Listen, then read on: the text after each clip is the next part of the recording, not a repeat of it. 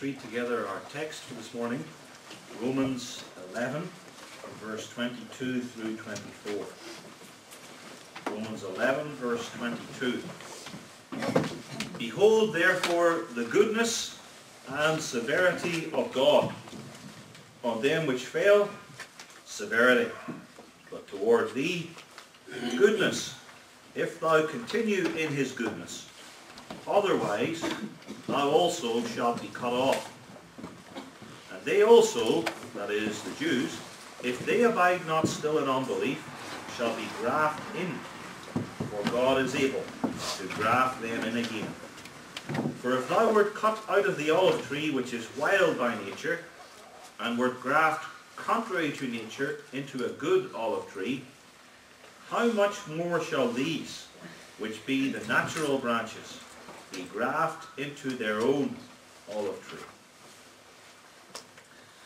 Now, since several weeks have passed since the last sermon on Romans 11, and since some are visiting us today from abroad, we should briefly review and summarize this chapter so far. The subject of Romans 11 is God's purposes with Israel in the New Testament age. The focus then is on Israel, ethnic Israel, not so much the Gentiles.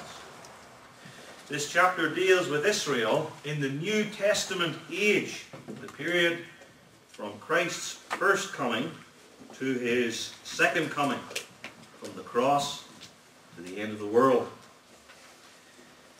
And we're considering God's purposes with Israel in the New Testament age. Is Israel totally cut off so that God has rejected the whole nation because they crucified their Messiah? How does the saving of Israel and the elect Jews affect the Gentiles? And vice versa, how does the saving of the Gentiles affect the Jews? What are God's purposes with Israel in the New Testament age? That's the chapter as a whole.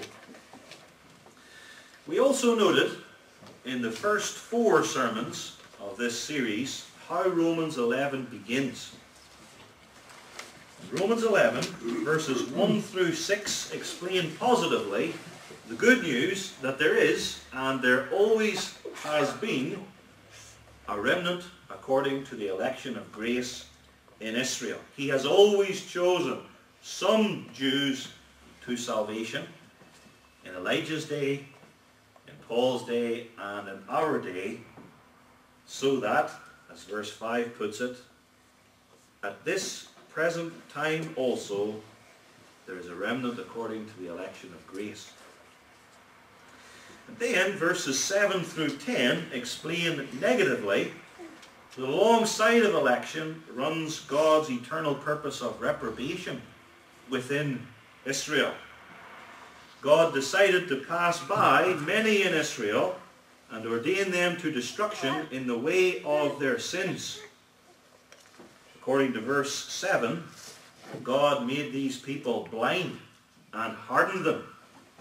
According to verse 8, God personally gave them a spirit of stupor and passed on to them blind eyes so they wouldn't see with them, and deaf ears so that they wouldn't hear and believe the truth. And even, this is the point of verse 9, even the earthly good things that God in his providence gave to the reprobate Jews, such as food and drink, he gave them as curse and judgment. As holy David, the man after God's own heart, says in verse 9, let their table be made a snare and a trap and a stumbling block and a recompense unto them.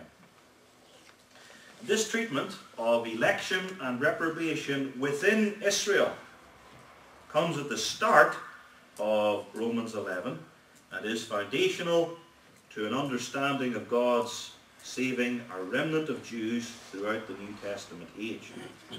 The chapter as a whole, then the introductory 10 verses, and then thirdly we need to bear in mind for our text the teaching concerning the olive tree.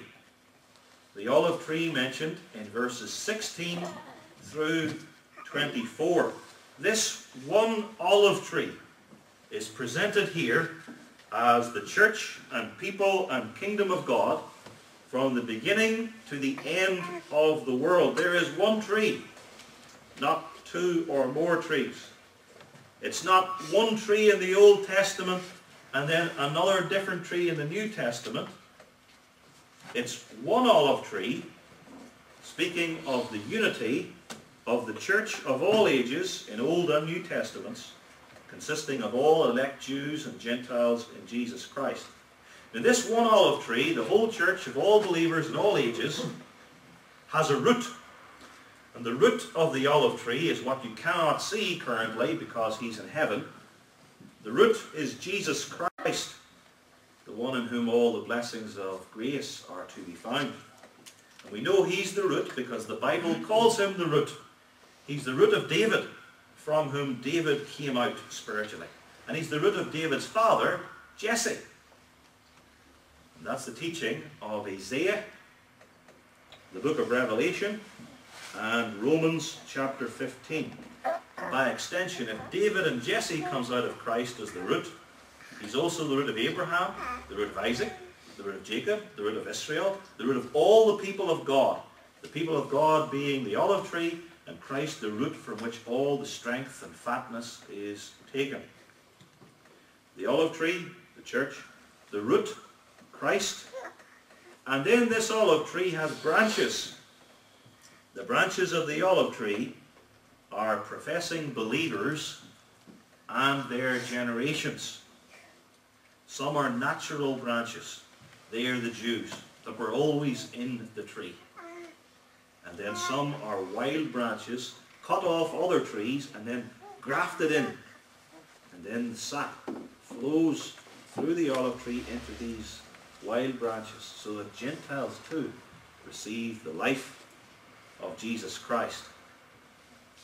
Summing all that up then, within the context of this chapter, which deals with God's purposes with Israel in the New Testament age, and based upon the foundational teaching of election and reprobation within Israel, the first 10 verses, and then developing the imagery of the olive tree, which is the one church of Christ in all lands and all ages, the root being Jesus, and the branches being professing believers in their generations, we're ready to consider our text this morning. Romans 11, verses 22, 23, and 24, under the theme, the goodness and severity of God. First, we'll look at God's severity, because that's the first of the two that's developed in the text. Then God's goodness, and then thirdly, God's ability. And with the phrase God's ability, I'm thinking especially at the end of verse 23, God is able to graft the Jews back in again. The goodness and severity of God, God's severity, God's goodness, and God's ability.